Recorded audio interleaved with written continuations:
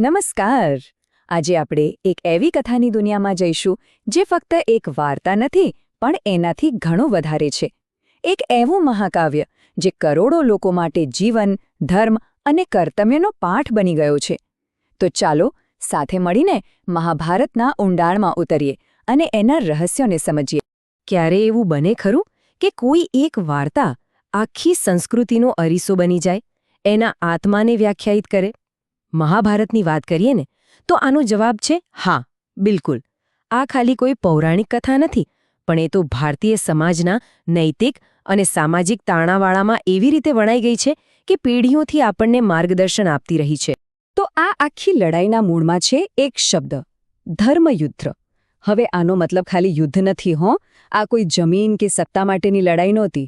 ના, આ તો લડાઈ હતી ન્યાય માટે, કર્તવ્ય માટે.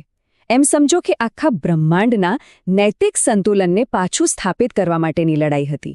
એટલે તો એ સારા અને ખરાબ વચ્ચેની એક શાશ્વત લડાઈનું પ્રતીક છે. કોઈ પણ મોટા સંઘર્ષની શરૂઆત ક્યાંક ને ક્યાંકથી તો થાય જ છે.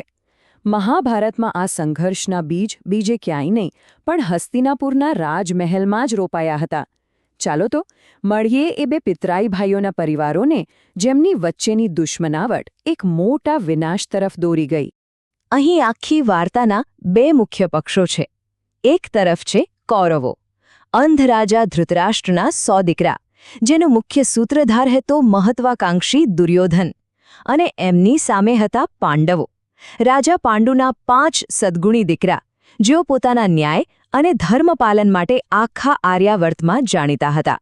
બસ આ બે પરિવારો વચ્ચે જ સત્તા માટે સંઘર્ષની શરૂઆત થઈ. અને આ કથાના કેન્દ્રમાં છે 5 પાંડવો. સૌથી મોટા યુધિષ્ઠિર, જેમને ધર્મનું સાક્ષાત સ્વરૂપ માનવામાં આવતું. એમના પછી ભીમ, જેની શક્તિનો કોઈ મુકાબલો નહોતો. પછી આવે છે અર્જુન, દુનિયાનો સૌથી શ્રેષ્ઠ ધનુર્ધર. અને છેલ્લે જોડિયા ભાઈઓ નકુળ અને સહદેવ, જે પોતાના રૂપ અને જ્ઞાન માટે ઓળખાતા. આ 5 ભાઈઓ જાણે કે ધર્મના 5 સ્તંભ હતા. કોઈ પણ વિનાશનો રસ્તો છે ને એ હંમેશા એક નાનકડા વિચારથી શરૂ થાય છે. અહીં એ વિચાર હતો દુર્યોધનની ઈર્ષા, પાંડવો પ્રત્યેની તેની સખત ઈર્ષા. આ ઈર્ષામાંથી જન્મ્યા ષડયંત્રો, પાંડવોને જીવતા સળગાવી દેવાના, મારી નાથવાના પ્રયત્નો થયા. અને જ્યારે એ બધું નિષ્ફળ ગયું ત્યારે આવ્યો છળનો વારો. શકુનીના કપટભર્યા પાસાથી રમાયેલી એ રમત, જેમાં પાંડવોનું બધું જ છીનવી લેવામાં આવ્યું. દરેક વાર્તામાં એક એવો વળાંક આવે છે, એક એવી ક્ષણ જે પછી કશું જ પહેલાં જેવું નથી રહેતું. મહાભારતમાં એક ક્ષણ હતી જુગારની એ રમત. એક એવી રમત જેણે ફક્ત પાંડવોનું જ નહીં પણ આખા આર્યાવર્તનું ભવિષ્ય દાવ પર લગાવી દીધું હતું. એ પાસાની રમતનું પરિણામ, ઓહ, કલ્પના બહારનું ભયંકર હતું.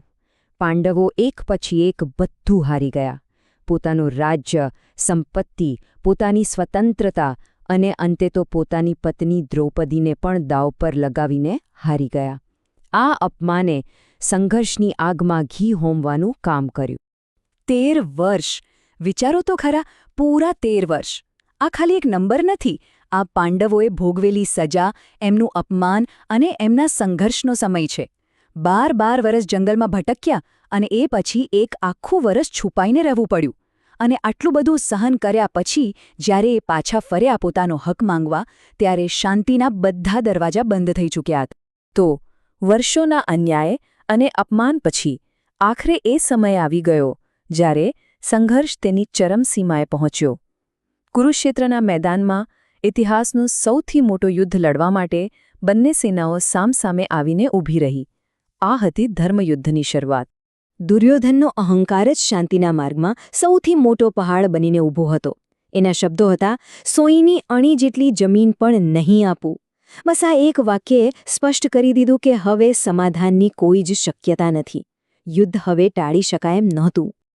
જરા કલ્પના કરો, તમે યુદ્ધના મેદાનમાં છો અને તમારી સામે દુશ્મન તરીકે કોણ છે?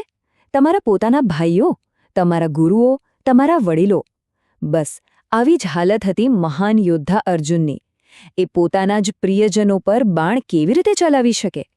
આ મનોવ્યથામાંથી જ મહાભારતની સૌથી ગહન ક્ષણનો જન્મ થયો.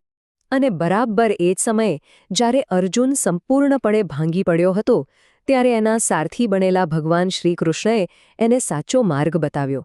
તેમણે ધર્મ, કર્મ અને આત્મા વિશે જે જ્ઞાન આપ્યું એ જ આજે શ્રીમદ્ ભગવદ્ ગીતા તરીકે આખી દુનિયામાં પ્રસિદ્ધ છે.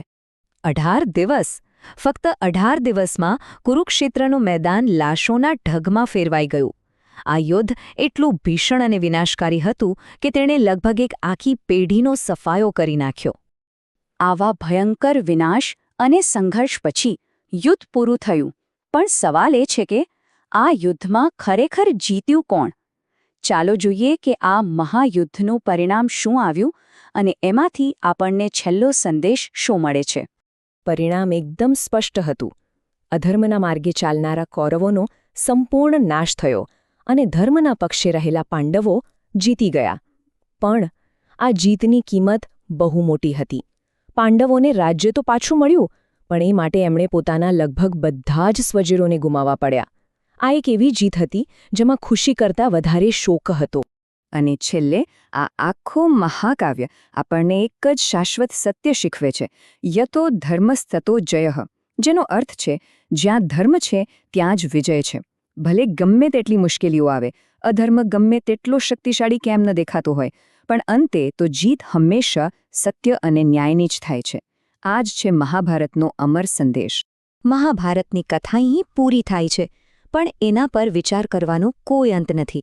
આ મહાન ગાથાના પાત્રોમાંથી ધર્મ પર અડગ રહેનાર નાયક, ભૂલોથી ભરેલો ખલનાયક કે પછી સાચો માર્ગ બતાવનાર દિવ્ય માર્ગદર્શક, કોણ સૌથી વધુ પ્રેરણા આપે છે?